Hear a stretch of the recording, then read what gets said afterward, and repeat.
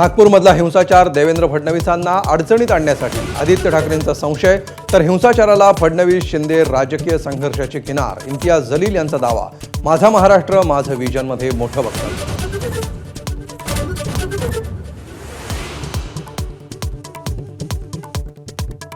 नागपूर हिंसाचाराच्या master mind मालेगावचा. ABP माझाच्या व्हिजनमध्ये मुख्यमंत्र्यांची माहिती.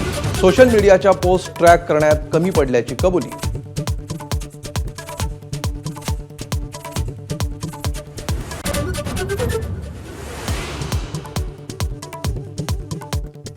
नागपुरातील संचारबंदीमध्ये पुन्हा बदल. 6 भागातील शिथिलता रद्द करून पुन्हा पूर्णवेळ संचारबंदी. शहरातील 11 पैकी 9 भागात संचारबंदी कायम.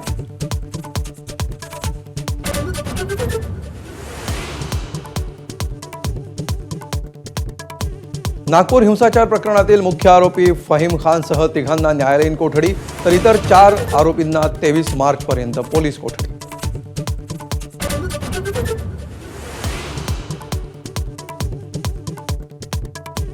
उद्धव ठाकरेंसोबत युती करणार नाही, मुख्यमंत्री देवेंद्र फडणवीसांकडून स्पष्ट. तर महायुती महापालिका निवडणुका एकत्र लढणार असल्याचं जाहीर.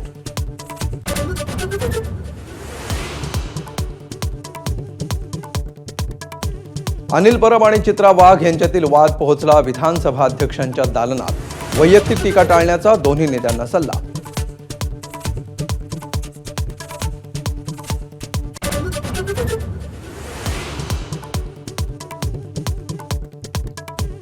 परभणीतील सोमनाथ सूर्यवंशींचा पोलिसांच्या मारहाणीमुळेच कोठडीत मृत्यू. न्यायदंडाधिकाऱ्यांकडून गोपनीय अहवाल सादर. मानवाधिकार आयोगाकडून पोलिसांना नोटीस.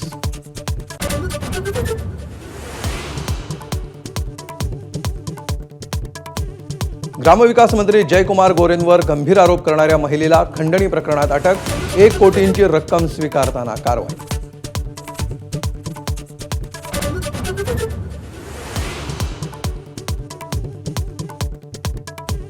सरसंघचालकांना ताब्यात घेण्याचे माजी मुंबई पोलीस आयुक्त परमबीर सिंग यांचे तत्कालीन एटीएस अधिकाऱ्याला आदेश. मालेगाव स्फोटातील आरोपीच्या वकिलाचा कोर्टात दावा.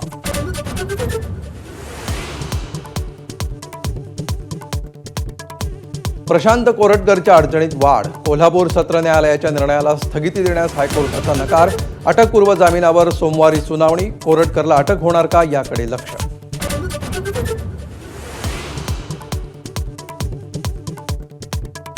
जळगावातील कानसवाडा गावामध्ये शिवसेनेच्या माजी उपसरपंचाची निर्घृण हत्या.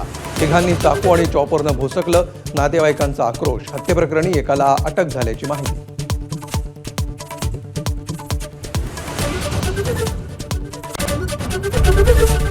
एबीपी माझा, उघडा डोळे बघा नीट.